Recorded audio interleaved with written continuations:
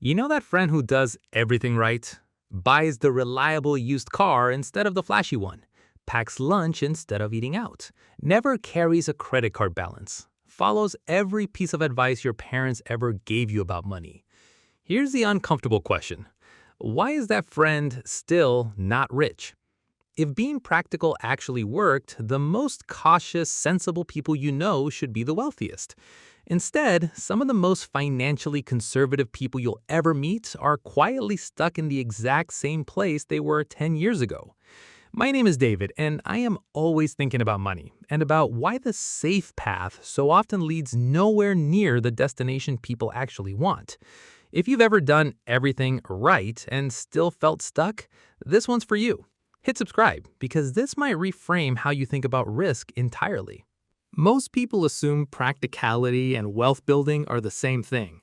Save money, avoid debt, don't take unnecessary risks. Surely that adds up to financial success eventually. But here's what the data on self-made wealth actually shows. Pure practicality, taken to its logical extreme, doesn't build wealth. It preserves whatever you already have. Those are two completely different jobs, and confusing them is exactly why so many careful people stay financially stuck. Here's the core problem. Being practical means minimizing risk and avoiding regret. It's fundamentally a defensive posture. Protect what exists, avoid losing it. And that's genuinely useful for certain things, like not blowing your rent money at a casino. But wealth isn't built through defense. It's built by taking on calculated, asymmetric risk, situations where the potential upside is far larger than the potential downside. Practical thinking, by design, avoids exactly those situations because they involve uncertainty, and uncertainty is the one thing practical people are trained to eliminate. This is why so many disciplined savers plateau. They've mastered defense. They've never practiced offense, because offense requires tolerating the possibility of being wrong. Let's look at the math. A purely practical saver puts money in a savings account or safe bonds, earning maybe 2 to 4% a year. Over 30 years, saving $500 a month at 3%, you'd end up with roughly $290,000. Respectable. Safe. Also, given inflation, not actually life-changing. Now take someone who accepts real risk, invests in equities, starts a business, or takes a career risk that has a real chance of failure, but a real chance of significant upside. Historically, diversified equities have returned closer to 8 to 10% annually.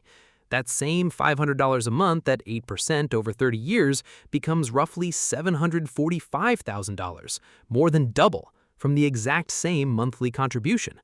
The only difference is the willingness to tolerate short-term uncertainty for long-term asymmetric gain. And that's just public market investing, the most practical version of risk-taking that exists. The gap widens dramatically further once you look at business ownership, equity compensation, or career risk, where outcomes aren't averaged across millions of people, they're concentrated, which is exactly where outsized wealth actually tends to come from. Here's the pattern that shows up again and again in research on self-made millionaires. Very few of them got there through pure salary and savings.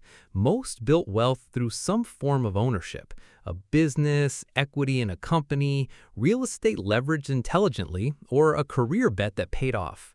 Every one of those paths required, at some point, doing something a purely practical person would have avoided, leaving a stable job, investing savings into something that could fail, betting on a skill instead of a paycheck. Meanwhile, the person who did everything right, steady job, steady savings, zero risk, usually ends up with a respectable, unremarkable retirement. Not broke, not rich either, just exactly where careful math says they'd land. Here's the psychological trap. Being practical feels responsible, which makes it feel virtuous. And because it feels virtuous, people rarely examine whether it's actually working. They mistake the absence of financial disaster for the presence of financial success. But avoiding bad outcomes and achieving good ones are not the same skill. One protects a floor, the other built a ceiling. Most people spend their entire lives perfecting the floor and wondering why the ceiling never moves. Now, to be clear, this isn't permission to be reckless. The goal isn't abandoning practicality altogether, it's knowing where it belongs. Practicality should govern your emergency fund, your insurance, your day-to-day spending discipline.